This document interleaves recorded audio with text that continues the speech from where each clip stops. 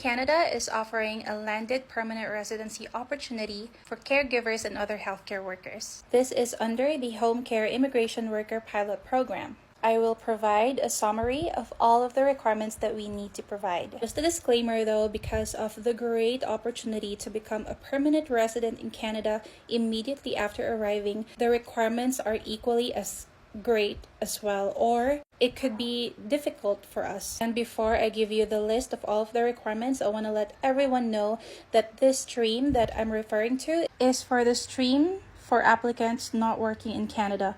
You'll see that it's still closed, which means this stream is not yet available for application. So my advice is for us to complete all of these requirements first. So when this stream becomes available for us to apply, at least all of our requirements are now ready. On the IRCC's website, there is still no definite time on when this stream will be open. However, Filipinos in Canada has advised me via the comments in my previous videos that this stream will open in 2027. There are two streams for this. One is the Workers in Canada, which has opened in March 31, and although it's saying it's open right here, this stream has been full just a few hours after the opening. Now let's talk about all of the requirements we need to prepare before this stream becomes available. The language requirement. You must take a language test to prove that we meet the level 4 of the CLP, or the Canadian Language Benchmark for English.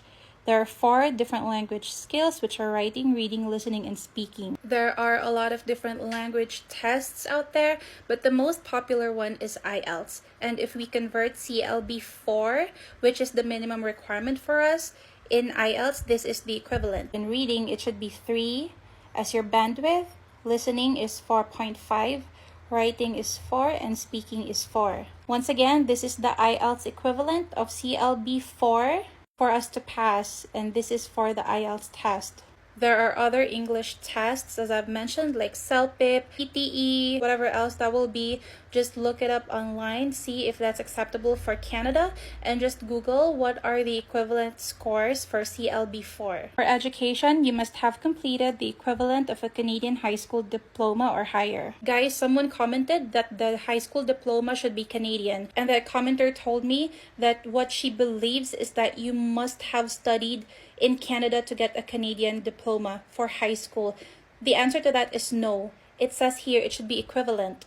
Here guys, equivalent. So if you've studied outside Canada, that's okay, as long as it is equivalent to a Canadian high school or higher. So what is equivalent to high school in Canada? So if graduated in the K-12 curriculum, I believe, or we were told by the immigration agencies, that that is equivalent now. If you've graduated K-12 in high school, that's equivalent to a Canadian high school diploma as well.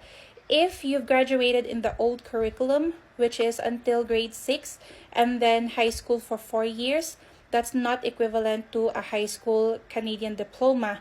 You must have studied in college for at least 72 units. So again, if you graduated K-12, pasok yan. If you've graduated grade 6 and then high school 4th year, that's not equivalent. If you've studied in college for 72 years, yun ang pasok. No matter what you finished in college, as long as pasok siya into the high school diploma equivalents, you still need to get your education assessed. So kahit may master's ka, may diploma ka in college, you still need to get this document. It's called the ECA. You can choose from these institutions to get your documents assessed. An ECA is a document that will give you like a proof that your education, no matter which country you're from, is equivalent or higher to a Canadian high school diploma. And this is the document that you need to submit along with the other requirements. As you can see here, the ECA report must clearly state that your completed foreign credential is equal to a completed Canadian secondary school diploma or a higher level diploma. So once again, if you've graduated or if you've studied outside Canada, that's okay, as long as the equivalent is high school diploma in Canada or higher. Now you must have 6 months of work experience in these NOCs, NOC 44100, 42202, 44101, 33102. So either you have 6 months of continuous full-time work in any of these NOCs, or if you've completed a relevant training in the past 2 years for any of these NOCs. So even if you don't have any work experience, as long as or you have relevant training in the past 2 years before application, pasok pa rin yan. Guys, you might be asking like, what are those jobs under those NOCs? So look at this video right here, the work experience or training, or part 3 of the HCWIP. Nasa page ko lang to, and you'll see all of the job titles. For training then, like the specific information about the training, like kung may tanong kayo, if you have any questions about the specific training, kasi dapat may full time yan like 15 hours of training per week, whatever. It's in this video. Just watch this. The next requirement is that you must have an employer. You must receive a job offer. More info about that, complete info in this video. Just find it, guys. It's part 4. It's still here in my page. The next requirement is you have to be admissible to Canada. In this video right here, the part 5 of the HCWIP program. So like if you have TB or if you have any past criminal record, those are like the grounds for you not being admissible to Canada and what you can do about it. The last requirement that we will talk about is the proof of funds. Guys, this one, the proof of funds is only required for those applying under the Applicants not working in Canada stream. This stream is currently closed and will open at a later date. To apply for this stream when it opens, you'll need to prove that you have enough money to support yourself and your family after you get to Canada.